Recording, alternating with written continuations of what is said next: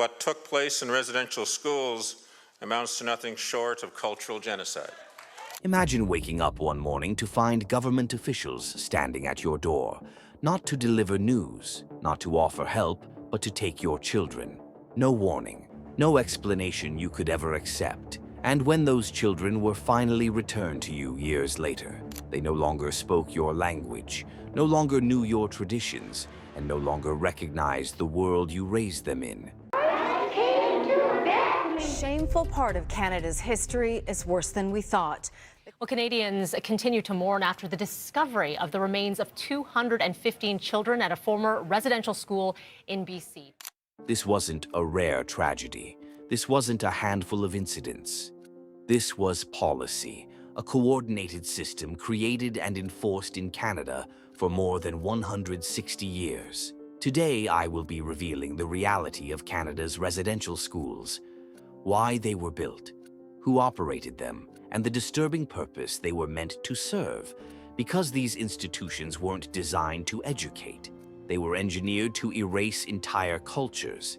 Now let's step into the origins of this system and see how it truly began. Imagine a government looking at an entire population and deciding the only way forward was to erase their identity. That wasn't a secret plan or a fringe idea. It was written openly in policy documents, speeches, and official reports.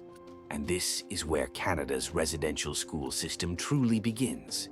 The government called it aggressive assimilation, a strategy designed to eliminate what officials referred to as the Indian problem. In 1879, Nicholas Flood Davin delivered a report to Prime Minister John A. Macdonald that became the foundation of the system. Davin didn't hide his intentions. He wrote, "If anything is to be done with the Indian, we must catch him very young. The children must be kept constantly within the circle of civilized conditions." That line alone reveals everything. Take the children, isolate them, change them, but the policy hardened even further. By 1920, Duncan Campbell Scott, a leading figure in the Department of Indian Affairs, stated bluntly, "I want to get rid of the Indian problem until there is not a single Indian in Canada that has not been absorbed into the body politic." This wasn't accidental language. It was the ideological blueprint for a system that would forcibly separate at least 150,000 First Nations, Inuit, and Métis children from their families over more than 160 years. The Truth and Reconciliation Commission would later describe this entire framework as cultural genocide.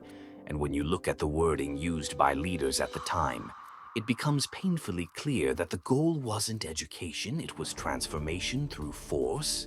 Children were seen as the gateway to reshaping entire communities, and residential schools were the tool built to accomplish that. Once the plan for assimilation was in place, Canada moved quickly to build the machinery that could carry it out.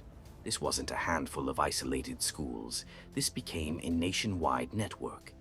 By 1931, there were 80 residential schools operating across the country, funded directly by the Department of Indian Affairs.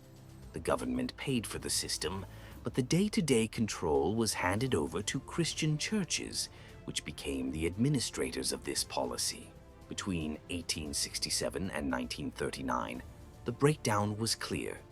44 schools were run by Catholic dioceses and religious communities, 21 by the Anglican Church, 13 by the United Church, and 2 by Presbyterian groups. These weren't small missions.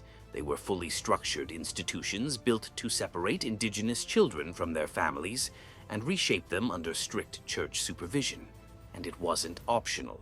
In 1920, the Indian Act was amended to make attendance at residential schools compulsory for treaty status children between the ages of 7 and 15. That meant officials could, and often did, take children by force.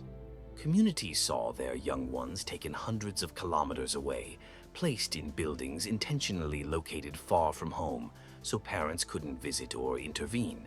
Over more than 160 years, from the 1830s to 1996, at least 150,000 First Nations, Inuit, and Métis children passed through these institutions. The last federally run school didn't close until 1996 in Saskatchewan, which tells you this wasn't some distant chapter buried in old history books.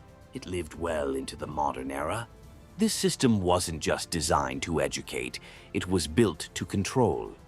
Once children entered these schools, everything familiar vanished almost instantly. Their hair was cut short, their clothes were taken, and many were assigned numbers instead of being called by their names. Speaking their own languages, a natural part of who they were, became a punishable offense. Survivors describe being strapped, hit, or having needles shoved in their tongues for using the languages they grew up with. Former Chief George Guerin remembered a nun lifting a stick as long and thick as a pool cue and bringing it down on him the moment he spoke his language. Daily life wasn't designed around education. It was built around labor. Boys worked farms and workshops.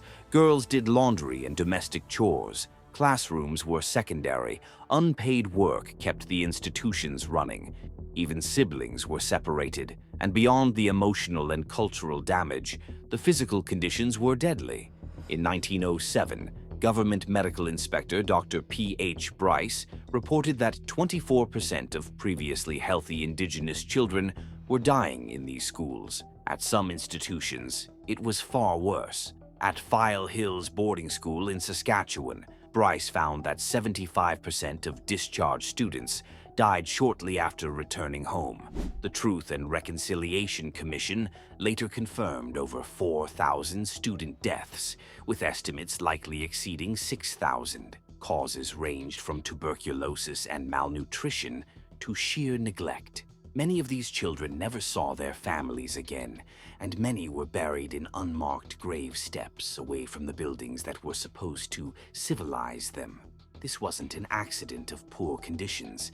It was the predictable outcome of a system built on control, isolation, and neglect. When the last federally funded residential school closed in 1997, the system didn't end with a clean break. Survivors had been speaking out for years, but it took decades for the country to formally confront what happened. That turning point came in 2008, when the Indian Residential School Settlement Agreement, the largest class action settlement in Canadian history, led to the creation of the Truth and Reconciliation Commission.